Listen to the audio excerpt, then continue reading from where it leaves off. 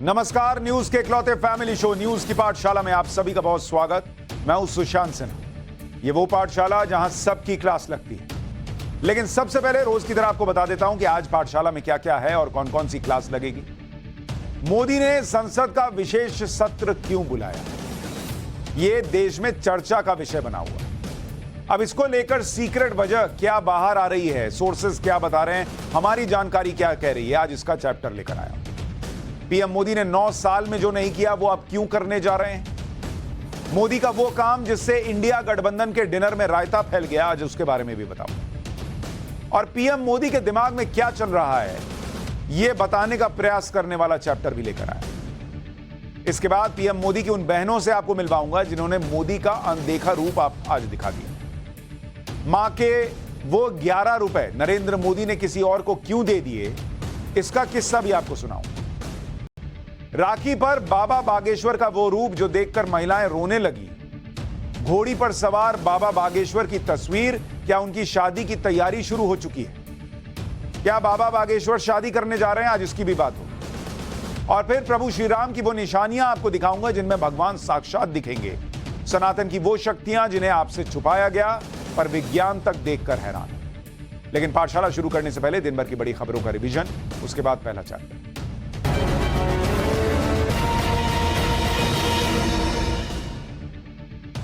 Economy के मोर्चे पर भारत के लिए अच्छी खबर है। देश की जीडीपी में बड़ा उछाल आया है। मौजूदा वित्त वर्ष की पहली तिमाही में जीडीपी की ग्रोथ रेट 7.8%, 7.8% दर्ज की गई। भारत के लिए आंकड़े इसलिए भी अहम है क्योंकि दुनिया की किसी भी बड़ी अर्थव्यवस्था की तुलना में यह सबसे तेज ग्रोथ रेट है। और भारत की ताजा जीडीपी ग्रोथ रेट पिछले 4 क्वार्टर यानी 1 साल में सबसे अधिक है। इससे पहले पिछले वित्त वर्ष की आखिरी तिमाही में जीडीपी ग्रोथ रेट 6.1% थी और अब सीधे 7.8%। इसरो ने चांद पर मौजूद प्रज्ञान रोवर का एक नया वीडियो जारी किया है जिसमें प्रज्ञान सुरक्षित रास्ते की तलाश में रोटेशन करता हुआ यानी घूमता हुआ नजर आ रहा है। प्रज्ञान रोवर की यह तस्वीर लैंडर विक्रम में लगे कैमरे ने रिकॉर्ड की। प्रज्ञान रोवर का वीडियो ट्वीट करते हुए इसरो ने लिखा कि ऐसा लग रहा है कि एक बच्चा चंदा मामा के आंगन में अटखेलियां खेल रहा और बच्चे की मां उसे प्यार से देख रही। राजस्थान के मुख्यमंत्री अशोक गहलोत ने न्यायपालिका पर दिए बयान पर यू टर्न ले लिया। अशोक गहलोत ने कहा कि न्यायपालिका में भयंकर भ्रष्टाचार है। गहलोत ने कहा कि मैंने सुना है कि कभी कभी तो वकील लोग जो लिख कर जाते हैं ले जाते हैं, फैसला वैसे का वैसा आ जाता है।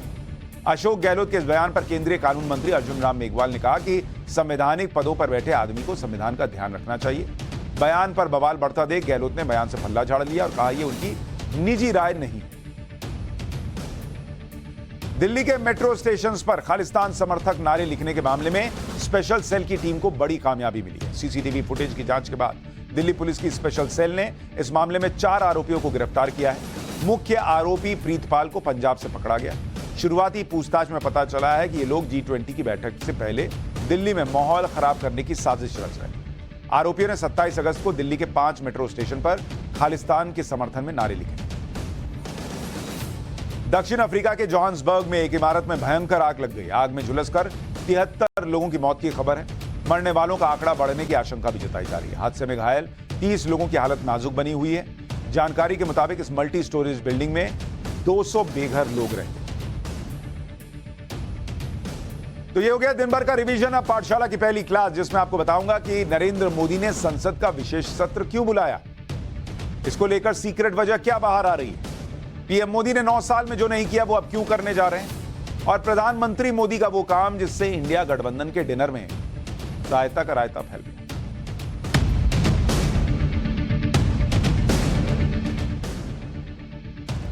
आज प्रधानमंत्री नरेंद्र मोदी ने विपक्ष पर बड़ा बम फोड़ दिया।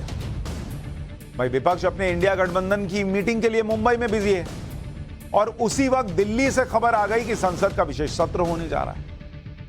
लेकिन अचानक से विशेष सत्र बुलाने का मतलब क्या? भाई अभी अभी तो एक सत्र खत्म हुआ था। इसे लेकर देश भर में भयंकर चर्चा चल रही है। जिसको देखिए फोन कर रहा है, मैसेज कर रहा है कि क्या कर रहे हैं भाई मोदी जी। जैसे नरेंद्र मोदी रात 8 बजे देश को संबोधित करेंगे तो उसको लेकर मीम बन जाते हैं, चर्चा होती है कि अब क्या नया। तो वैसे ही लोग कह रहे हैं कि नरेंद्र मोदी ने यह विशेष सत्र क्यों बुलाया भाई, वो भी 5 दिन का। हर आदमी अपने आप से अपने हिसाब से थ्योरी चला रहा है क्योंकि विशेष सत्र के ऐलान से हड़कंप मच गया। अब ये स्पेशल सत्र 18 सितंबर से 22 सितंबर के लिए बुलाया गया है। यानी नरेंद्र मोदी का जन्मदिन होता है 17 सितंबर, उनके बर्थडे के एक दिन बाद यह विशेष सत्र बुलाया गया। अभी सिर्फ तारीख बताई गई है, विशेष सत्र का एजेंडा क्या होगा यह नहीं बताया गया। सिर्फ यह कहा गया कि अमृतकाल के दौरान आयोजित होने वाले विशेष सत्र में सार्थक चर्चा और बहस की उम्मीद है। भाई ये उम्मीद तो हर सत्र में होती है। अब विशेष सत्र बुलाने का कारण क्या है, इसमें राज क्या है, इसे अभी तक कोई नहीं जानता। क्योंकि बॉस देख लीजिए, नरेंद्र मोदी क्या सोचते हैं, क्या करते हैं, ये किसी को पता नहीं चलता। लोग इधर से उधर बोल दें, दावा कर दें, हम भी अभी आपको कई चीजें बताएंगे, लेकिन उसके भी गलत होने की पूरी गारंटी है। क्योंकि नरेंद्र मोदी क्या सोचते हैं, क्या करते हैं, ये कोई नहीं जानता। आप नोटबंदी का उदाहरण देख लीजिए, सर्जिकल स्ट्राइक का उदाहरण देख लीजिए, एयर स्ट्राइक का उदाहरण देख लीजिए। किसी को पता था कि अपनी सेना पाकिस्तान में घुस के ठोकने जा रही? किसी को पता था कि नोटबंदी होने जा रही? अचानक पाकिस्तान पहुंच जाने का उदाहरण देख लीजिए। अचानक कृषि बिल को खत्म करने का ऐलान सुन लीजिए। मुख्यमंत्री बदल देना हो, पूरी राज्य की सरकार के कैबिनेट के लोग बदल देने हो, या फिर नया मुख्यमंत्री बनाना हो, कैबिनेट में मंत्री बनाना हो, किसी को भी कोई भनक तक नहीं लगती। मीडिया को भी नहीं लगती। भाई कितनी बार हम लोग चलाते हैं, ये मुख्यमंत्री बनेगा, वो मुख्यमंत्री बनेगा, पता चला कोई और ही आदमी निकल कर आता है। पहले के सरकारों की तरह नहीं होता कि मंत्री बनाने के लिए लॉबिंग चलती हो, ये भी नहीं होता इसमें। इसलिए प्रधानमंत्री मोदी कब कौन सा फैसला ले लें, इसका अंदाजा लगाना बहुत मुश्किल होता है, या कहें कि ऑलमोस्ट इंपॉसिबल जैसा होता है। इसलिए सिर्फ चर्चा हो सकती है, कयास लगाए जा सकते। पीएम मोदी विपक्ष का हर प्लान फेल कर देते हैं, यह भी बार बार दिख रहा है। आप देखिए, जहां विपक्ष ये चर्चा करने वाला था कि पीएम मोदी को कैसे हराएंगे, भाई उनका आज डिनर चल रहा है। अभी जब आप पाठशाला देख रहे हैं, वहां इंडिया गठबंधन का डिनर चल रहा है, सब खाना खा रहे हैं। सब सोच रहे थे कि मोदी को हराने के लिए विपक्ष क्या करने वाला है, इस पर चर्चा होगी खाना खाते खाते। लेकिन वहां खाना खाते खाते अब कईयों के गले में हलक से निवाला नहीं उतर रहा कि अब नरेंद्र मोदी क्या करने वाले। पूरा देश इस बात को छोड़कर कि विपक्ष क्या करने वाला है, अब यह बात करने लगा कि नरेंद्र मोदी क्या करने वाले हैं। भाई विपक्ष के नेता मुंबई मीटिंग को लेकर बड़े एक्साइटेड थे, सब नेता मुंबई पहुंच गए, लेकिन आज डिनर पार्टी के पहले ही पीएम मोदी ने धमाका कर दिया। अब डिनर पार्टी में प्लेट लेकर चर्चा चल रही थी, तुमको पता है मोदी जी क्या करने जा रहे हैं, तुमको पता है विशेष सत्र क्यों बुलाए हैं। मतलब वहां नरेंद्र मोदी को हराने पे चर्चा होनी थी, लेकिन पीएम मोदी ने पूरी चर्चा ही मोड़ दी। अब नरेंद्र मोदी क्या करने वाले हैं, इस पे चर्चा वहां चल रही। खाना खा रहे हैं, अब पूछ रहे हैं। विपक्ष के नेता हड़बड़ा गए। विपक्षी नेताओं को समझ ही नहीं आ रहा कि बॉस इस पर कहें क्या, करें क्या। कोई कह रहा है कि मोदी सरकार इंडिया गठबंधन से घबरा गई, कोई संसद के विशेष सत्र को बुलाने के तरीके पर सवाल उठा रहा है, कोई कह रहा है कि विशेष सत्र के दौरान ही गणेश चतुर्थी पड़ रही है, तो इस पर सरकार विचार करे। हमारे सोर्सेज क्या बता रहे हैं वो बताऊं, ये विशेष सत्र क्यों बुलाया गया, क्या बड़ा होने वाला है, उससे पहले जरा विपक्ष के नेताओं के बयानों को सुन लीजिए। देखिए, ये चर्चा चलाई जा रही है कि वन नेशन वन इलेक्शन का कोई बिल पास करने के लिए सेशन बुलाया जा रहा है। निश्चित रूप से ये एक मोदी जी की घबराहट साफ तौर पे दिखाई पड़ रही है। 3 राज्यों के चुनाव बीजेपी हारने जा रही है, जिससे ये वन नेशन वन इलेक्शन की बात कर रहे हैं। और सरकार के मंत्री भी अमित शाह जी से बातचीत करके इस प्रकार की चर्चा कर रहे थे कि चुनाव पहले हो सकते हैं, चुनाव पहले कराए जा सकते हैं। ये उसका नतीजा है, ये घबराहट है इंडिया गठबंधन के बनने के बाद से। देखिए, सबसे पहले बात यह है तो आधिकारिक रूप से हमें कुछ नहीं बताया गया है। परंपरा ये होते हैं कि बुलेटिन निकालते हैं और नहीं तो फोन पे कम से कम सूचना दिए जाते हैं। लेकिन इस बार पता नहीं अचानक क्या जरूरी स्थिति पैदा हो गए कि बिना पूछे, बिना सलाह, बिना मशवरा इस तरीके की सदन बुलाने की नौबत आ गई। जरूरी स्थिति क्या हुई कि अचानक ये सदन बुलाने पड़ी, ये तो मेरा समझ में नहीं आते हैं। फिर भी कुछ होगा सरकार की। देखिए, जिस तरीके से चोरी चोरी चुपके चुपके प्रहलाद जोशी जी ने ये निर्णय लेकर ट्वीट किया है कि सितंबर 18 से लेकर 22 तक एक स्पेशल सेशन होगा, जिसमें राज्यसभा और लोकसभा के सारे एमपीज को बुलाया गया है। मेरा सवाल ये है कि देश का एक बहुत इम्पोर्टेंट फेस्टिवल गणेश चतुर्थी खास करके महाराष्ट्र के लिए वो एक बहुत इम्पोर्टेंट हिंदू फेस्टिवल है। तो ये जो हिंदू विरोधी काम हो रहा है, हिंदू सेंटिमेंट्स को दरकिनार करके ये काम हो रहा है, हम जानना चाहते हैं ये क्यों हो रहा है, किस आधार पे ये निर्णय लिया गया, यही खास करके डेट क्यों चुनी गई। यानी विपक्ष में भी सब कंफ्यूज्ड हैं, सब अपनी अपनी कहानी सुना रहे हैं। अचानक विशेष सत्र बुलाने के पीछे की वजह किसी को समझ में इसलिए नहीं आ रही क्योंकि अगर आप देखेंगे कि भाई ये हुआ क्या, सब कंफ्यूज्ड हैं। अभी क्या हुआ, अगर आप देखेंगे जो मॉनसून सत्र था जो चल रहा था, जिसमें बड़ा हंगामा हुआ, आपको याद होगा मणिपुर को लेकर, वो 11 अगस्त को खत्म हुआ मॉनसून सत्र। 31 अगस्त यानी उसके करीब 20 दिन बाद 31 अगस्त को विशेष सत्र का ऐलान हुआ कि भाई विशेष सत्र होगा।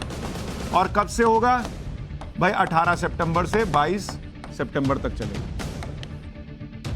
भाई 20 दिन में ऐसा क्या हो गया भाई कि विशेष सत्र बुलाना पड़ रहा है? 11 अगस्त को खत्म हुआ, 31 अगस्त को कह रहे हैं, ऐलान कर रहे हैं, और अगर शुरू कब होगा तो 38 दिन हो जाएंगे शुरू होते होते। तो ये 38 दिन के बाद ही एक और विशेष सत्र बुलाने की जरूरत क्यों पड़ी? ये बात इसलिए भी हैरान करती है क्योंकि पिछले 9 साल में ऐसा स्पेशल सेशन जो है उसके बारे में ना सुना गया ना देखा गया नरेंद्र मोदी सरकार में। सिर्फ एक बार ऐसा हुआ था, आपको याद होगा, अगर हम विशेष सत्र की बात करें तो एक बार जब जीएसटी का कानून आना था, जीएसटी बिल, तो 30 जून 2017 को 2017 को क्या बुलाया गया था? स्पेशल जॉइंट सेशन बुलाया गया था, स्पेशल जॉइंट सेशन। और वो भी कितने दिन के लिए? मात्र 1 दिन के लिए बुलाया गया था। दोनों सदनों के का जॉइंट सेशन बुलाया गया, और ये कोई प्रॉपर सेशन नहीं था जैसा इस बार 4-5 दिन का हो रहा है। यानी ऐसा पहली बार प्रधानमंत्री नरेंद्र मोदी करने जा रहे हैं कि कोई 4-5 दिन जैसा विशेष सत्र बुला रहे हैं। तो भाई जो 9 साल में नहीं किया वो अब क्यों कर रहे हैं? अब मैं आपको बताता हूं कि हमारे सोर्सेस क्या बता रहे हैं। हमारे सोर्स बता रहे हैं कि संभव है, बहुत ध्यान से सुनिए, हमारे सोर्सेस बता रहे हैं कि संभव है कि सरकार पहले चुनाव कराने पर विचार कर रही है। हो सकता है कि 2024 के चुनाव 2023 में हो जाएं।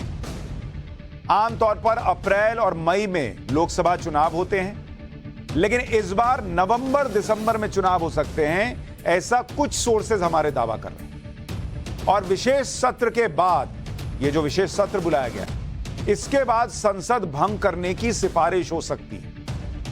चुनाव से पहले संसद भंग करने की सिफारिश होती है, राष्ट्रपति भंग करते हैं, नए चुनाव के लिए तारीखें आती हैं और नया चुनाव होता है। तो हमारे सूत्र तो ये कह रहे हैं कि हो सकता है सरकार समय से पहले चुनाव कराने जा रही हो। अब ये भी सोर्सेस कह रहे हैं और हो सकता है इसमें भी लगा हुआ। लेकिन यहां 2 सवाल हैं कि सरकार अगर पहले चुनाव कराने पर विचार कर रही है तो पहले चुनाव कराना क्यों चाहती है? और दूसरा सवाल यह कि चुनाव पहले कराने के लिए विशेष सत्र बुलाने की क्या जरूरत है? सबसे पहले आपको दूसरे सवाल का जवाब दें कि अगर सरकार वाकई पहले चुनाव कराने की सोच रही है तो उसमें विशेष सत्र बुलाने की जरूरत क्या है? दरअसल दिसंबर में होने वाला शीतकालीन सत्र नहीं हो पाएगा अगर नवंबर दिसंबर में अर्ली इलेक्शन हो जाएगी। यानी शीतकालीन सत्र का काम पेंडिंग रह सकता है। ऐसे में सरकार इसी विशेष सत्र में शीतकालीन सत्र के जरूरी काम पूरे कर सकती है। यानी वो जरूरी बिल जो शीतकालीन सत्र में आने थे, क्योंकि अप्रैल मई में इलेक्शन होना था, अब वो इसी विशेष सत्र में पास कराए जा सकते हैं। और इस तरह से सरकार अपने इस कार्यकाल का जो बाकी बचा एजेंडा है वो भी पूरा कर पाएगी। अगर नवंबर दिसंबर में चुनाव हुए तो इससे प्रधानमंत्री नरेंद्र मोदी का क्या फायदा? सरकार ऐसा क्यों चाहेगी? अब ये बड़ा सवाल है, इसे भी समझ लेते हैं। पहली बात, 12 नवंबर को दिवाली है और दिवाली का समय वो समय होता है जब सबकी जेब में पैसा भरा हुआ होता है, अर्थव्यवस्था बूम कर रही होती। वैसे भी अभी की हुई, अभी मैंने आपको बताया थोड़ी देर पहले कि पहले क्वार्टर का जीडीपी ग्रोथ रेट 7.8% है इंडिया का। 7.8%, कोई दूर दूर तक पास नहीं है। लोग 2% 3% पे अमेरिका, चीन, फलाना ढिमकाना कूद रहे हैं, इंडिया 7.8% पर। दिवाली आते आते अर्थव्यवस्था और रॉकेट बनी हुई होगी। दिवाली वाला रॉकेट नहीं, आसमान में उड़ने वाला रॉकेट, यानी एक फील गुड फैक्टर होगा मार्केट में। दूसरी बात, नवंबर दिसंबर में हल्की सर्दी और गुलाबी ठंड जैसा मौसम होता है। माना जाता है कि जो शहरी वोटर अप्रैल मई की गर्मी से की वजह से कई बार बूथ तक नहीं जाता, जो कई बार बीजेपी का बड़ा खास वोटर माना जाता था, अब तो कई ग्रामीण इलाके में भी वोट पड़ता है बीजेपी, तो उस वोटर के लिहाज से ये नवंबर दिसंबर का मौसम अच्छा मौसम है। वो भी घर से निकलेगा, वोट देने जाएगा। तीसरी बात, राम मंदिर दिसंबर तक बनकर तैयार हो जाएगा, जनवरी में उसका उद्घाटन होना है। तो नई सरकार के साथ पीएम मोदी उसका उद्घाटन करना चाहेंगे और भाई नवंबर दिसंबर तक इतनी तस्वीर बनी जाएगी कि कहेंगे भाई हमने देखिए राम मंदिर बनाया है। चौथी बात, पीएम मोदी की इस वक्त पॉपुलैरिटी गजब की बनी हुई है। अमेरिका के प्यू सर्वे में कल ही मैंने आपको बताया था कि पीएम मोदी के सामने कोई टिक नहीं पा रहा। मैंने आपको कल बताया था कि नरेंद्र मोदी के लिए आज जब हम सितंबर महीने के मुहाने पर खड़े हैं, जो फेवरेबल ओपिनियन है नरेंद्र मोदी को लेकर, मोदी के लिए, वो क्या है? नरेंद्र मोदी के लिए है 79% बॉस, मतलब लगभग 80% लोग, 10 में से हर 8 आदमी कह रहा है कि उनको नरेंद्र मोदी पसंद आ रहे हैं, जबकि दूसरे नेताओं के लिए यह आंकड़ा बहुत कम है। अब आप सोचिए, ऐसे में जब आपकी पॉपुलैरिटी चरम पर है, फील गुड फैक्टर है, लोग आपको सही मान रहे हैं, देख रहे हैं, तो चुनाव से कोई क्यों भागेगा? एक फैक्टर विधानसभा चुनाव का भी। इस साल नवंबर और दिसंबर में 5 राज्यों में विधानसभा चुनाव होने वाले। कहां कहां चुनाव होने आपको वो भी बताता हूं। विधानसभा चुनाव अगर आप देखेंगे जो इस बार अभी होने हैं, विधानसभा चुनाव, एक होना है राजस्थान में, इसके बाद नाम है मध्य प्रदेश का, तीसरा नाम है छत्तीसगढ़ का, चौथा नाम है तेलंगाना का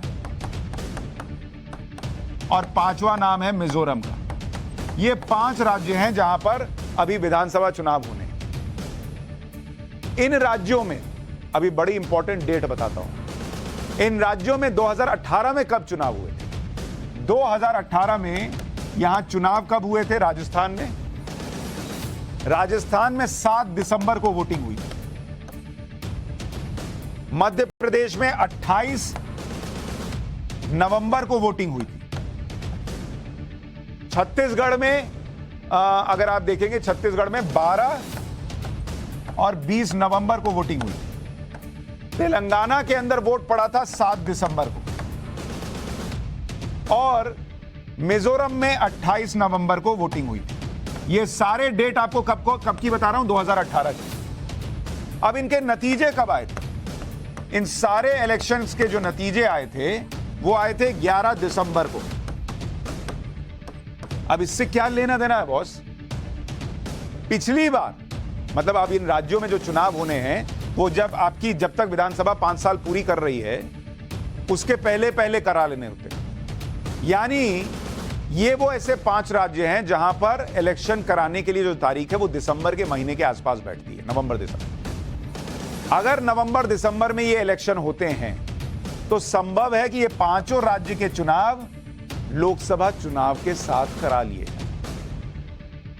अब ये भी समझ लेते हैं कि पिछली बार शीतकालीन सत्र कब हुआ था? 7 दिसंबर से 23 दिसंबर के बीच। यानी आप देखिए कि ये सारी डेट इस तरफ इशारा कर रही हैं कि हो सकता है कि विधानसभा चुनाव के साथ ही लोकसभा चुनाव की तैयारी की जा रही हो। ये सारे चुनाव एक साथ हो जाएं, ये 5 राज्यों के प्लस लोकसभा का चुनाव, और ये सारे कब हो सकते हैं? नवंबर दिसंबर में। अब विपक्ष के अंदर यह बेचैनी बहुत पहले से थी, इसलिए उनके कई बड़े नेता बार बार कह रहे थे कि सरकार चुनाव जल्द करा सकती है, जैसे नीतीश कुमार कह चुके हैं। अच्छा, ये साथ में विधानसभा चुनाव करने का असर क्या होगा ये भी अभी आपको बताऊंगा। जैसे नीतीश कुमार कह चुके हैं कि वो 7-8 महीने से कह रहे हैं कि बीजेपी दिसंबर में लोकसभा चुनाव करवा सकती है। कुछ दिन पहले ममता बनर्जी ने कहा था कि बीजेपी ने प्रचार के लिए सारे हेलीकॉप्टर बुक कर लिए, यानी इन नेताओं को लग रहा है कि चुनाव पहले हो सकते हैं। विपक्ष के अंदर यह घबराहट इसलिए है कि अगर जल्दी चुनाव हुए और राज्यों के चुनाव के साथ ही लोकसभा के चुनाव हो गए तो विपक्ष का पूरा प्लान ही चौपट हो जाएगा बॉस, क्योंकि विपक्ष इस उम्मीद में बैठा है कि विधानसभा चुनाव में अगर बीजेपी को वो हरा देता है तो उन्हें लोकसभा चुनाव के लिए पावर डोज मिल जाएगी, मोमेंटम मिल जाएगा कि भाई हमने नरेंद्र मोदी को, देखिए भाई भले विधानसभा चुनाव और लोकसभा चुनाव अलग अलग इंपैक्ट छोड़ते हो, नरेंद्र मोदी के नाम पे जब वोट पड़ना होता है तो फिर पब्लिक किसी को नहीं देखती, लेकिन माहौल ये बन जाता है कि भाई देखिए मान लीजिए छत्तीसगढ़ हार गए या मान लीजिए मध्य प्रदेश हार गए, कि देखिए हार गए, हरा दिया इनको, तेलंगाना हार गए, फलाना ढमकाना, मतलब एक मोमेंटम विपक्ष को मिल सकता था, उनके कार्यकर्ताओं को बूस्ट मिल सकता था कि भाई चलो नरेंद्र मोदी को हराया जा सकता है। जल्दी चुनाव करवाने से विपक्ष के सामने मुसीबत ये होगी कि भाई अब वो मोमेंटम गया। अगर ये लोकसभा चुनाव के साथ चुनाव होंगे विधानसभा के तो फिर जीत का नतीजा भी लोकसभा के साथ ही आएगा, फिर आप कहां कह पाएंगे कि आप मोदी को हरा रहे नहीं हरा रहे। दूसरी बड़ी मुसीबत होगी कि सीटों का बंटवारा कैसे तय हो पाएगा। भाई ये जो इंडिया गठबंधन है ये सोचे बैठा था कि भाई ये 5 राज्यों के चुनाव हो जाएंगे फिर हम तय करेंगे कि कौन कहां कितना नंबर लाया, उस हिसाब से सीट बांटेंगे। लेकिन जब ये चुनाव ही लोकसभा के साथ होंगे तो फिर सीटों में के बंटवारे में बड़ी माथापच्ची शुरू हो जाएगी। सब अपना दावा ठोक देगा कि भाई हम तो लोग, केजरीवाल कहेंगे कि हम मध्य प्रदेश में क्यों नहीं सीट जीत सकते, हमको चाहिए। कोई कहेगा कि भाई हमको छत्तीसगढ़ में चाहिए। लोकसभा के साथ विधानसभा के चुनाव हुए तो विपक्ष की बड़ी मुसीबत होगी कि वो लोकसभा में एक साथ और विधानसभा में अलग अलग कैसे लड़ पाएंगे। जैसे मान लीजिए कि अरविंद केजरीवाल मध्य प्रदेश में चुनाव लड़ेंगे तो वहां जाकर विधानसभा के लिए कांग्रेस बीजेपी दोनों को कोसेंगे और लोकसभा के लिए सिर्फ बीजेपी को कोस कैसे पाएंगे। 2 भाषण देंगे कि अभी वाला मेरा भाषण है जिसमें मैं आपको मध्य प्रदेश में बताऊंगा कि कांग्रेस बीजेपी दोनों बेकार हैं, और उसके बाद अब मैं लोकसभा वाला भाषण दूंगा, इसमें सिर्फ नरेंद्र मोदी बेकार है। इसमें कांग्रेस ठीक है, जहां जहां कांग्रेस लड़ेगी वो इंडिया का साथी है तो दे दीजिए। ऐसा तो कर नहीं पाएंगे। तो अगर विधानसभा और लोकसभा के चुनाव अगर साथ में हो जाते हैं तो ये एक नई मुसीबत खड़ी हो जाएगी। विपक्ष की पूरी रणनीति ही डिरेल हो जाएगी, क्योंकि अभी तो विपक्ष ने सिर्फ अपने गठबंधन का नाम ही दिया है, ना कोई नीति बनाई है, ना रणनीति, ना चेहरा तय किया है। अब अचानक उनको भी आनंद फानंद में सब करना पड़ेगा कि अरे भैया कौन है, कहां है, क्या है, बताओ, देखो, निकालो। क्योंकि आप देखिए कि विपक्ष में ना अभी यह तय हुआ कि कौन कहां कैसी कुर्बानी देगा। सीटों का बंटवारा तय करना है, संयोजक का नाम तय करना है, चेहरा तय करना है। अभी विपक्ष के अंदर तो यही चल रहा है कि हर पार्टी अपने नेता को पीएम की रेस में बता रही है। और जब ये टकराव साफ दिख रहा है कि विपक्ष के कई नेता ये कह रहे हैं, अपने गठबंधन की दरारों पर पर्दा डाल रहे हैं कि विपक्ष में तो पीएम पद के लिए कुछ कई चेहरे हैं। सुनिए विपक्ष के कुछ नेताओं। You must have heard from Uddhav ji very clearly yesterday that we have many choices. You are the country of 120 crore people. The BJP has no choice, but we have many choices for the PM face. ये तो यही दिखाता है कि हमारे India गठबंधन में कई सारे काबिल लोग हैं जिन्हें प्रशासनिक अनुभव है, जिन्होंने बड़े बड़े प्रशासन चलाए हैं, लोकप्रिय हैं, और हमारे पास कई ऐसे दिग्गज हमारे इंडिया परिवार का हिस्सा हैं। मैं पूछना चाहता हूं एनडीए से और बीजेपी के लोगों से, क्या इनकी पार्टी में कोई है जो कह सकता है कि मोदी जी के अलावा हम चाहते हैं कि नितिन गडकरी प्रधानमंत्री बने, या हम चाहते हैं कि योगी आदित्यनाथ प्रधानमंत्री बने, या हम चाहते हैं कि चिराग पासवान की पार्टी का कोई शख्स प्रधानमंत्री बने? वैसे तो कोई आम आदमी पार्टी में भी नहीं कह सकता कि हम चाहते हैं राघव चड्ढा प्रधानमंत्री बने अरविंद केजरीवाल की जगह। इंडिया गठबंधन की तीसरी बैठक चल रही है, लेकिन विपक्ष का पीएम उम्मीदवार कौन होगा यह अभी तक साफ नहीं। उनका यही डर है कि किसी एक को चुनने से बाकी दल नाराज हो जाए, इसलिए विपक्ष इस पर गोलमोल बातें कर रहा है। तेजस्वी यादव तो ये कहने लगे हैं कि जो भी पीएम उम्मीदवार होगा वो पीएम मोदी से अच्छा होगा। ये क्या बात हुई भाई, एक बार सुनिए। जो प्रक्रिया है वो सब लोग जानते हैं कि किस प्रकार से जो है प्रधानमंत्री को चुना जाता है और किस हिसाब से चुन करके आते हैं। जो एमपी होंगे, जो बनेंगे, वो जो है अपना नेता जो है वो चुनाएगा। तो वो तो बात की बात है, लेकिन जो भी होगा मोदी जी से ईमानदार होगा, सच्चा होगा और जनता के प्रति वफादार होगा। अभी की तस्वीर से तो यही लग रहा है कि मुंबई में विपक्ष के दल जुट तो गए हैं, लेकिन उनमें टकराव और इस टकराव को गठबंधन में मौजूद वरिष्ठ नेता भी समझ रहे हैं। आज लालू यादव ने भी इशारों में यही बात कही। लालू यादव ने किसी का नाम तो नहीं लिया, लेकिन यह कहा कि गठबंधन में सबको अपने अपने ईगो को भूल जाना होगा। एक बार लालू जी को भी सुनिए। इंडिया का मायने है कि हम लोग एकजुट होकर के देश की रक्षा के लिए, गरीबी, महंगाई, बेरोजगारी मिटाने के लिए, किसानों के माली हालत को चुस्त दुरुस्त करने, ठीक करने के लिए ये जो सरकार थी नरेंद्र मोदी की विफल हो चुकी है, फेल हो चुकी है। इसलिए हम लोग का फर्ज है कि देश की एकता को, अखंडता को, संविधान को, लोकतंत्र को मजबूत करने के लिए हम लोग को इकट्ठा होना है। अपने अपने ईगो को भूल जाना, फर्गो करना है और कॉमन कार्यक्रम बनाकर, प्रोग्राम बना करके और चुनाव में 1 to 1 हम लोग को जाना है। विशेष सत्र बुलाने को लेकर कई जगह पर यह थ्योरी भी चल रही है कि इस विशेष सत्र को बुलाने का मकसद है एक देश एक चुनाव का बिल लाया जा सके। इस थ्योरी को लोग इस वजह से आगे बढ़ा रहे हैं कि पीएम मोदी कई बार खुद 1 नेशन 1 इलेक्शन की बात कर चुके हैं, लेकिन इस थ्योरी में कुछ झोल है, बहुत पुख्ता चीजें इसमें नजर नहीं आती। क्यों मैं ये कह रहा हूं इसके बारे में आपको आगे बताऊंगा, लेकिन एक बार सुनिए पीएम 1 नेशन 1 इलेक्शन को लेकर क्या कह चुके हैं, फिर आपको बताऊंगा कि विशेष सत्र में क्यों है। ये नहीं लगता कि इसी के लिए विशेष सत्र बुलाया जा रहा हो। 1 नेशन 1 इलेक्शन सिर्फ एक चर्चा का विषय नहीं है, बल्कि ये भारत की जरूरत है। हर कुछ महीने में भारत में कहीं ना कहीं बड़े चुनाव हो रहे होते हैं।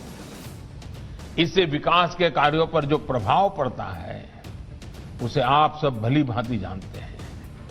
ऐसे में 1 नेशन 1 इलेक्शन पर गहन अध्ययन और मंथन आवश्यक है और इसमें पीठासीन अधिकारी काफी मार्गदर्शन कर सकते हैं, गाइड कर सकते हैं, लीड कर सकते हैं। इसके साथ ही लोकसभा हो, विधानसभा हो या पंचायत चुनाव हो, इनके लिए एक ही वोटर लिस्ट काम में आए, इसके लिए हमें सबसे पहले रास्ता बनाना होगा।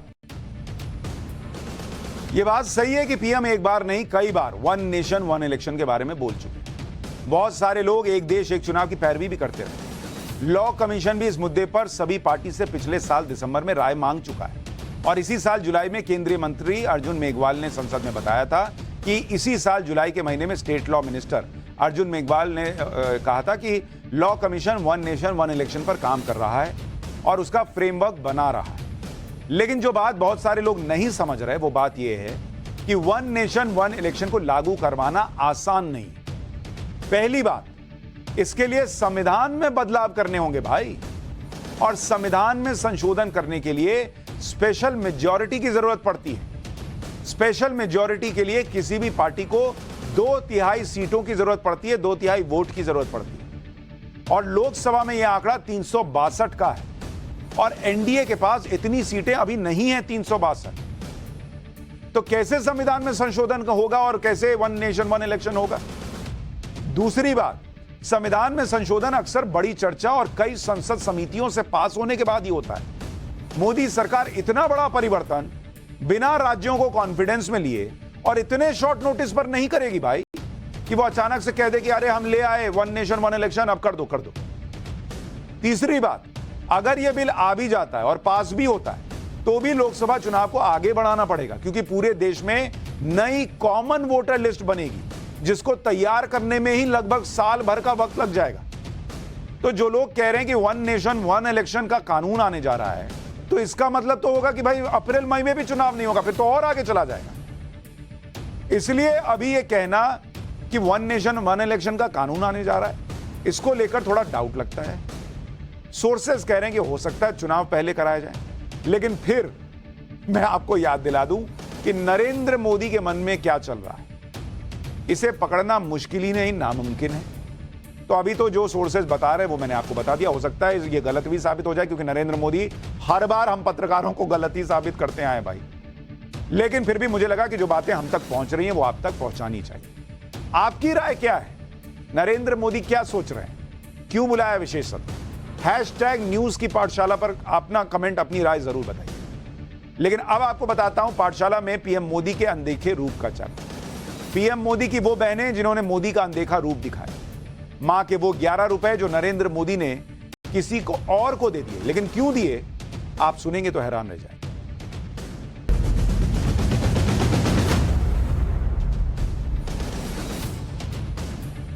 प्रधानमंत्री मोदी ने इस बार रक्षाबंधन पर देश की महिलाओं को बड़ा तोहफा दिया। मोदी सरकार ने घरेलू गैस सिलेंडर पर 200 रुपए की सब्सिडी की घोषणा की। उज्ज्वला योजना के लिए यह सब्सिडी बढ़कर 400 रुपए हो चुकी है, जिसके बाद विपक्ष ये नैरेटिव फैलाने में जुट गया कि अचानक रक्षाबंधन पर पीएम को बहनें कैसे याद आ गई थी। आज पाठशाला में विपक्ष के इसी नैरेटिव की सच्चाई आपको बताऊंगा। आपको पीएम मोदी की उन बहनों से मिलवाऊंगा जो विपक्ष के नैरेटिव की हवा निकाल देगी। सबसे पहले आपको बीजेपी नेता सुधा यादव के बारे में बताता हूं, जिन्हें बहन मानकर साल 1999 में पीएम मोदी ने अपनी मां के दिए 11 रुपए से उन्हें सांसद बनाया। सुधा यादव बताती हैं कि साल 1999 में पीएम मोदी ने अपनी मां के दिए हुए 11 रुपए से उन्हें सांसद बनाया। सुधा यादव के पति सुखबीर सिंह यादव बीएसएफ में डिप्टी कमांडेंट थे और करगिल युद्ध में देश के लिए शहीद हो गए।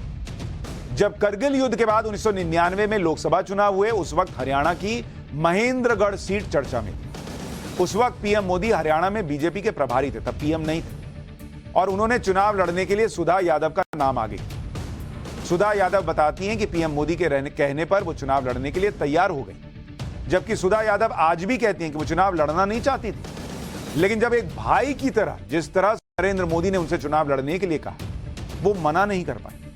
सुनिए उस घटना के बारे में सुधा यादव ने और क्या बताया। उन्होंने बताया कि देखो, मैं प्रचारक आदमी हूँ, कभी कभार घर जाना होता है, वर्षों से समाज का और राष्ट्र के काम में लगा हुआ हूँ। जब मैं अपनी माँ से कई वर्षों पहले मिलने गया तो चलते हुए माताजी ने मुझे 11 रुपए दिए थे, क्योंकि माँ तो माँ होती है। उन्होंने कहा कि कभी तेरे काम आएंगे तो इनको ले जा, लेकिन मेरा तो सब संगठन खर्चा उठाता है और संगठन और कार्यकर्ताओं के बलबूते के ऊपर ही प्रवास कार्यक्रम, संगठन का कार्यक्रम चलता है। तो वो माँ के 11 रुपए मेरे पास में रखे हुए हैं। और आज मुझे ऐसा लगता है कि सही दिन है जब मैं 11 रुपयों का योगदान अपनी इस बहन को चुनाव लड़वाने के लिए कर सकता हूँ। तो उन्होंने एक चादर नीचे बिछवाई, उसके ऊपर एक स्टील का कलश रखा गया और उन्होंने अपनी पॉकेट में से वो 11 रुपए निकाले कि आज मैं अपनी इस बहन के चुनाव में योगदान देने के लिए माँ के दिए हुए ये 11 रुपए देता हूँ। और कार्यकर्ताओं से ये निवेदन करता हूँ कि अपनी जेब में किराए के अलावा कोई भी राशि न रख के यहाँ इस यज्ञ में आहुति देकर के आए। अब मेरे लिए तो ये नया एक्सपीरियंस था, लेकिन आधे घंटे के अंदर 7.5 लाख रुपए उस चादर और कलश के ऊपर उनके उस आह्वान पर आए थे और वहां से मेरे चुनाव की शुरुआत उन्होंने कराई। यानी जिन्हें लगता है कि नरेंद्र मोदी चुनाव के लिए बहनों को तोहफा दे रहे हैं, उन्हें देखना चाहिए कि खुद बहनें बता रही हैं कि कैसे नरेंद्र मोदी भाई का फर्ज निभाते हैं। मां के दिए 11 रुपए उन्होंने बहन को दे दिए कि चुनाव लड़ो, और नरेंद्र मोदी का रौला और जलवा तब भी ऐसा था कि वो कह रही हैं आधे घंटे में नरेंद्र मोदी ने 11 रुपए क्या दिए, 7.5 लाख रुपए आ गए चुनाव के लिए, लोगों ने दिए भाई। अब आपको ऐसा ही एक और किस्सा बताता हूं जो बहुत ही ज्यादा इमोशनल किस्सा है। ये उस वक्त की बात है जब नरेंद्र मोदी गुजरात के मुख्यमंत्री थे। एक बार रक्षाबंधन के त्योहार पर उनसे मिलने और राखी बांधने के लिए 40-50 महिलाओं का एक ग्रुप बहुत दूर गांव से आया। इन महिलाओं को मुख्यमंत्री दफ्तर में जाना था जहां नरेंद्र मोदी राखी बना रहे थे, लेकिन ट्रैफिक की वजह से महिलाओं का यह ग्रुप जाम में फंस गया और सही समय पर सीएम ऑफिस पहुंच नहीं पाया। तब तक नरेंद्र मोदी अपने आवास के लिए निकल चुके थे।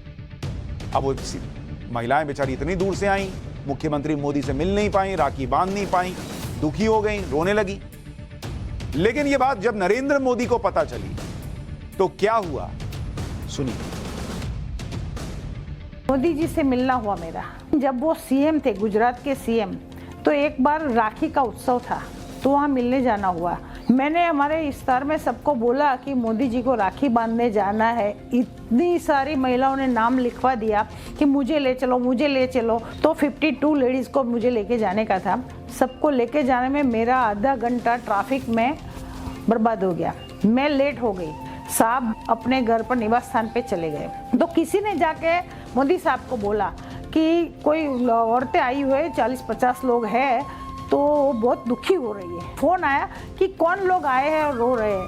तो मैडम ने बताया कि वो महसाणा के लींच गांव से, आसपास के गांव से औरतें आई है आपको राखी बांधने के लिए, लेकिन लेट हो गई है।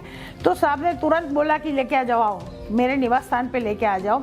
तो हमको लेके वहाँ मैडम लेके गई, वहाँ उनके निवास स्थान पे सबको बिठाया। इतना प्यार दिया है कि शायद अपने खुद के भाई को मिलने जाते हैं ना तो भी इतना प्यार नहीं मिलता। साहब आके बैठे, आधे घंटे तक हम सबके साथ बातें की, सबका परिचय लिया, सबसे अलग अलग राखी बंधवाई। भाई नरेंद्र मोदी का क्या था, मुख्यमंत्री थे, कोई महिलाएं दूर से आई हैं, रो रही हैं, रोने दो, मुझे क्या पता। लेकिन उन्होंने सबको बुलाया, सबसे मिले, राखी बंधवाई, और महिलाएं कह रही हैं कि जितना अपना भाई सम्मान नहीं देता उतना सम्मान दिया नरेंद्र मोदी। पीएम मोदी ने हमेशा देश के विकास के लिए हर क्षेत्र में महिलाओं की समान भागीदारी की वकालत की। इसे समझने के लिए आपको उस घटना के बारे में बताता हूं जब नरेंद्र मोदी न तो पीएम थे और न ही गुजरात के सीएम। वो महज बीजेपी के कार्यकर्ता थे, लेकिन जब पार्टी के कार्यक्रम में शामिल होने के लिए वो बस से जा रहे थे तो कैसे एक बुजुर्ग महिला की उन्होंने मदद की। राष्ट्र सेविका समिति की नीता सेवक ने पीएम मोदी से जुड़ी एक दिल को छू लेने वाली घटना के बारे में बताया, आप भी सुनिए। एक बार मैं नरेंद्र भाई के साथ धंधु का कार्यक्रम था, बस में प्रवास करते थे। उस वक्त ऐसा हुआ कि एक माजी वृद्ध, बहुत उम्र थी उसकी, और गलती से बस में बैठ गए थे। कंडक्टर ने जब टिकट बोला लेने के लिए तो उन्होंने बताया कि मुझे यहाँ जाना है। तो बोले कि अरे ये बस तो नहीं जाएगी। तो माँ जी ने बताया कि भाई मैं तो गलती से अब चढ़ गई हूँ, मुझे उतार दो। कंडक्टर ने बोला अब मैं यहाँ बीच में नहीं रुक सकता।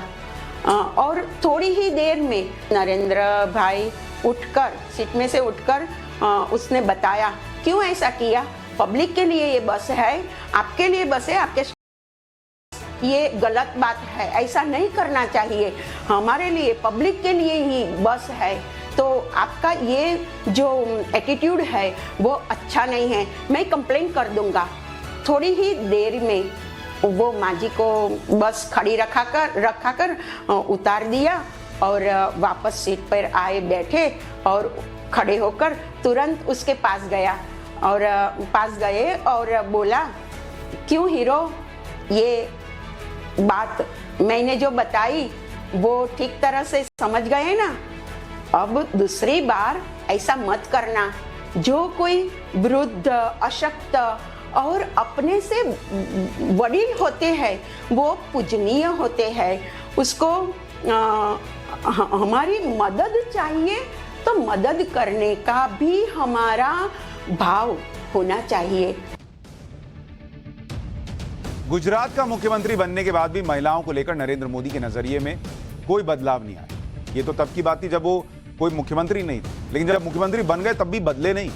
बीजेपी की राज्यसभा सांसद सरोज पांडे ने साल 2011-12 में छत्तीसगढ़ विधानसभा चुनाव से जुड़ी एक घटना के बारे में बताया कि किस तरह पार्टी की महिला कार्यकर्ताओं की छोटी छोटी परेशानियों का भी नरेंद्र मोदी पूरा ख्याल रखते हैं। विधानसभा का चुनाव था, ये 2011-12 की बात है और विधानसभा की तैयारियां चल रही थी।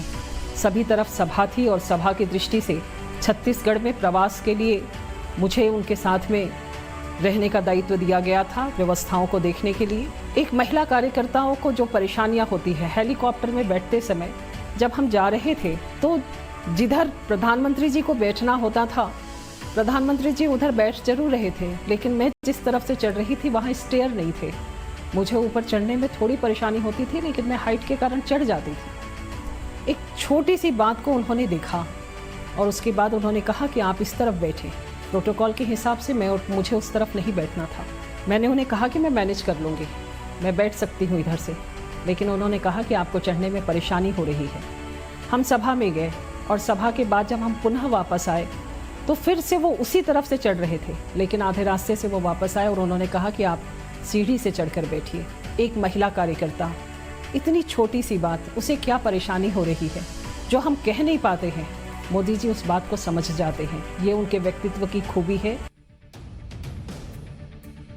ये बातें आज भी दिखती हैं जब प्रधानमंत्री नरेंद्र मोदी कुर्सी संभालते हैं और उनको समझ में आता है कि इस देश में बड़ी संख्या में महिलाओं को आज भी शौचालय नहीं मिला है, तो शौचालय ताबड़तोड़ गति से बनाए जाते हैं। उन्हें समझ में आता है कि आज भी महिलाएं, इस देश की बहनें, माताएं चूल्हे में खाना बना रही हैं, आंखों में धुआं जाता है, तो उन्हें उज्ज्वला के जरिए सिलेंडर मिलता है। लेकिन जो एजेंडाधारी, उनको ये बात समझ में नहीं आई। पाठशाला में अब अगली क्लास आपको दिखाऊंगा कि घोड़ी पर सवार बाबा बागेश्वर, क्या उनकी शादी की तैयारी शुरू हो गई है? और राखी पर बाबा बागेश्वर का रूप, वो रूप जिसे देखकर महिलाएं रोने लगी।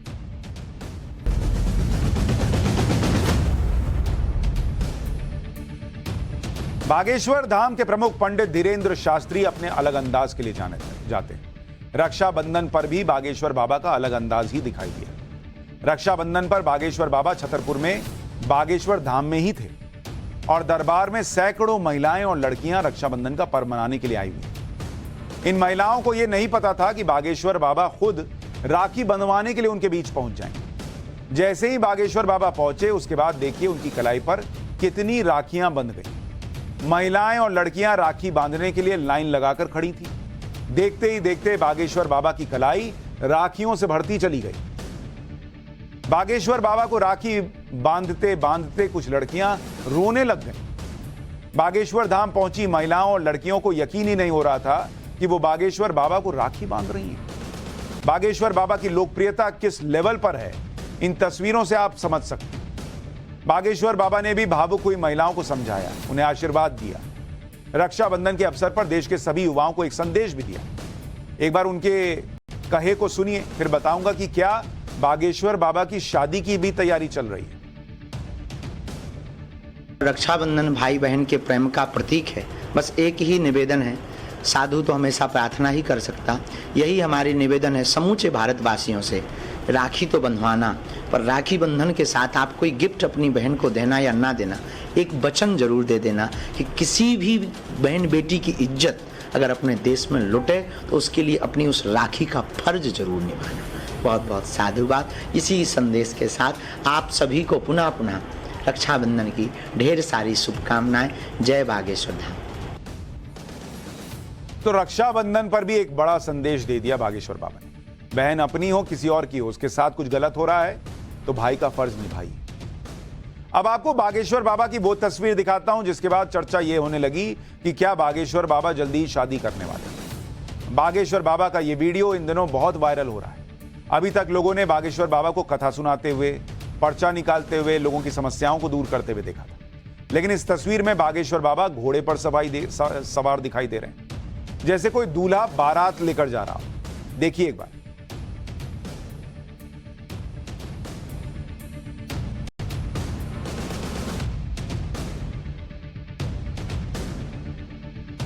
ये तस्वीरें सोमवार की हैं जब छतरपुर में बागेश्वर धाम में बागेश्वर बाबा घोड़े पर सवार होकर पहुंचे। इस दौरान बागेश्वर बाबा के दर्शन के लिए बहुत बड़ी भीड़ थी वहां पर। उसी के बाद लोग कहने लगे कि क्या बागेश्वर बाबा शादी करने वाले हैं। बागेश्वर बाबा की शादी की चर्चाओं में कितनी सच्चाई है उसके बारे में भी जान लीजिए। बागेश्वर बाबा ने धाम के पास ही एक गौशाला का निर्माण करवाया था। उसके बाद वहां घोड़ों के लिए भी रहने की जगह बनवाई, जहां देश भर से अलग अलग नस्ल की गायें आई गौशाला के लिए। फिर घोड़े भी आने शुरू हुए। गौशाला में गुजरात से मंगाए गए 3 घोड़े भी रखे गए। इन तीनों घोड़ों को बागेश्वर बालाजी की बग्घी के लिए मंगाया गया। इन्हीं में से एक घोड़े पर सवार होकर बागेश्वर बाबा मंदिर पहुंचे तो उनकी शादी की चर्चाएं होने लगी। अब वो कहते तो हैं ही कि मैं शादी करूंगा, लेकिन घोड़े पर सवार हो गए इसका मतलब वो शादी करने जा रहे हैं, ऐसा नहीं। ये कोई शादी की तैयारी नहीं चल रही है, वो बस मंदिर तक वहां घोड़े पर बैठ कर गए। आपको याद होगा कि कुछ दिनों पहले बागेश्वर बाबा और जया किशोरी की शादी की अटकलें भी खूब लगने लगी। सोशल मीडिया पर दोनों को लेकर लगातार चर्चाएं चलने लगी कि जया किशोरी भी कथा सुनाती हैं, भजन गाती हैं और जया किशोरी के साथ शादी की खबरों का बागेश्वर बाबा ने खंडन तक किया था। जया किशोरी को बहन जैसा बताया था। जया किशोरी ने भी बागेश्वर बाबा के साथ शादी की चर्चाओं को बुनियाद बताया था। गौशाला में बालाजी की बग्घी के लिए लाए गए घोड़ों पर बागेश्वर बाबा पहले भी सवारी कर चुके हैं। उसका वीडियो भी आपको दिखा देता हूं। यह वीडियो 29 अगस्त का है, जब बागेश्वर बाबा और एक अन्य कथावाचक घोड़ों पर सवार होकर सैर कर रहे हैं। घोड़े पर सवार होकर बागेश्वर बाबा ने गांव के आसपास का दौरा किया था। इस दौरान उनके साथ ढेर सारे लोग भी चल रहे थे, लेकिन इस बार तस्वीर आई तो माहौल यह बना दिया गया कि अरे ये तो घोड़ी चढ़ने की तैयारी कर रहे हैं, मतलब शादी की तैयारी चल रही है। बागेश्वर बाबा को घोड़ों के अलावा गजराज यानी हाथी से भी लगाव है। हाथी की सवारी करते बाबा बागेश्वर की तस्वीरें भी पहले आ चुकी हैं। हाथी की सवारी का यह वीडियो 30 अगस्त का यानी कल का है। किस तरह से बागेश्वर बाबा हाथी की सवारी का आनंद ले रहे हैं। हाथी की सवारी से पहले बागेश्वर बाबा ने बाकायदा हाथी के सामने झुककर प्रणाम किया। हाथी को सनातन में गणेश भगवान का रूप माना गया। हाथी को प्रणाम करने के बाद बागेश्वर बाबा उस पर सवार। कहा जा रहा है कि यह वीडियो छतरपुर में स्थित पन्ना नेशनल पार्क का है, जहां बागेश्वर बाबा कुछ समय व्यतीत करने के लिए पहुंचे। बागेश्वर बाबा नियमित रूप से दरबार भी लगाते रहते हैं, जहां वो भक्तों के प्रश्नों को सुनते हैं, उनकी समस्याओं को दूर करने की कोशिश करते हैं। कई बार दरबार में ऐसे लोग भी आ जाते हैं जो बागेश्वर बाबा की ही परीक्षा लेने लगते हैं। ऐसा ही एक मामला 9 अगस्त के दरबार में भी हो गया, जब एक लड़का बागेश्वर बाबा के सामने अपनी समस्या लेकर आया। लेकिन वहां क्या हुआ, बाबा ने उस लड़के के लवेरिया बीमारी को भी पकड़ा और कैसे पूरा पंडाल हंस हंस कर लोटपोट हो गया, एक बार देखिए जरा।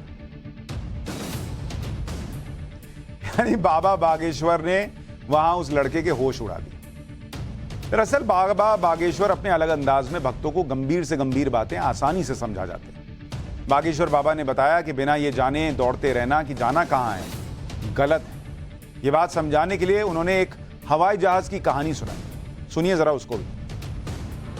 बाबा बागेश्वर परमात्मा के चरणों में जाने की बात कर रहे थे, लेकिन प्रभु श्री राम कहां गए। पाठशाला में अब प्रभु श्री राम की वो निशानियां जिनमें भगवान साक्षात दिखेंगे, सनातन की वो शक्तियां जिन्हें आपसे छुपाया गया पर विज्ञान तक देखकर हैरान।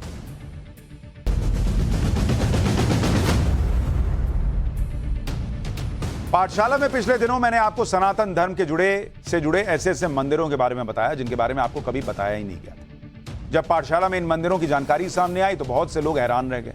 उन्हें यकीन नहीं हुआ कि यह अद्भुत पौराणिक मंदिर आज भी भारत में। ये ऐसे मंदिर हैं जहां भारत की सनातन शक्ति के प्रमाण दिखते हैं। इसी क्रम में आज आपको कुछ और मंदिरों के बारे में बताऊंगा, लेकिन उससे पहले भगवान राम की उन निशानियों के बारे में बात करूंगा जिनके बारे में भी आपको कभी नहीं बताया गया। अयोध्या में भगवान राम का भव्य मंदिर का निर्माण हो रहा है, लेकिन श्री राम को और नजदीक से जानने के लिए आज आपको भगवान राम के उस वनवास मार्ग पर लेकर चलूंगा जहां राम की निशानियां मौजूद हैं। भगवान राम की यह वनवास यात्रा किसी तीर्थ यात्रा से कम नहीं है।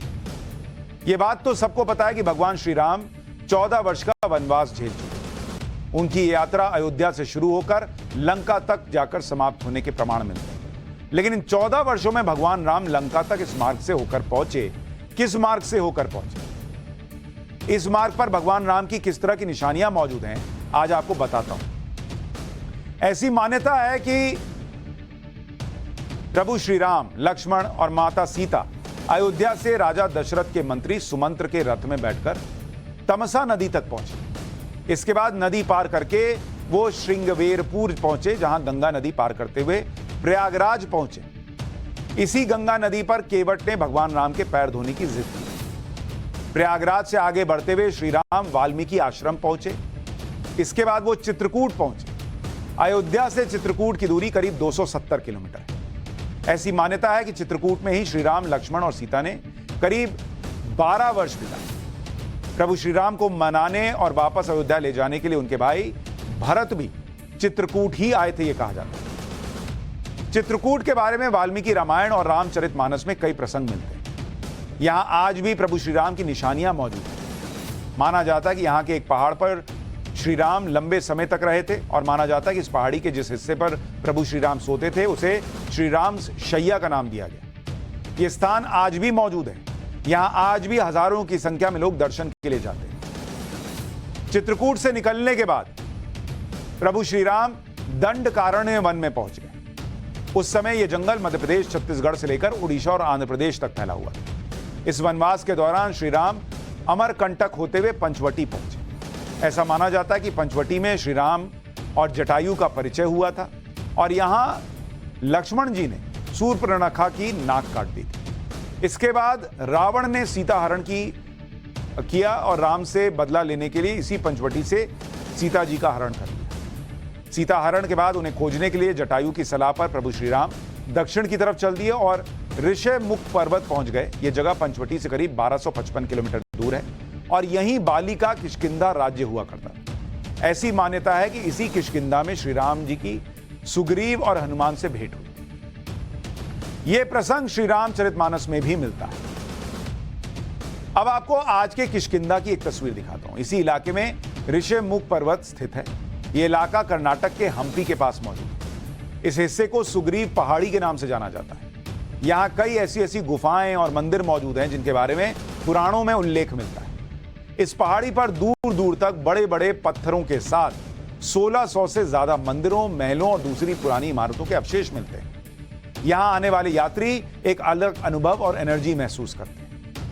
ये सारी बातें आपको मैंने इसलिए बताई क्योंकि सनातन धर्म से जुड़ी इन पौराणिक प्रमाणों के बारे में आपको पहले बताया नहीं गया, ज्यादा नहीं बताया गया। हमारी यात्रा तो ताजमहल और कुतुब मीनार जैसी इमारतों तक ही चलती है। लेकिन निकलिए, इन जगहों पर जाइए। इस देश में तो सरकारें भी ऐसी रही हैं जिन्होंने प्रभु श्री राम का अस्तित्व ही नकार दिया। लेकिन आप जाइए और देखिए कि कैसे प्रभु श्री राम के निशान आज भी मौजूद हैं।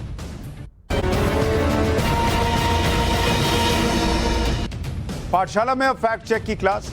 सोशल मीडिया के दौर में आपको बहुत सावधान रहने की जरूरत है क्योंकि कई झूठी खबरें भी आप तक पहुंच जाती हैं। जैसे एक खबर वायरल हो रही है कि मोदी सरकार देश के युवाओं को मुफ्त में लैपटॉप बांट रही है। इस खबर के साथ एक सरकारी नोटिस भी सर्कुलेट किया जा रहा है। हमने इस खबर का फैक्ट चेक किया।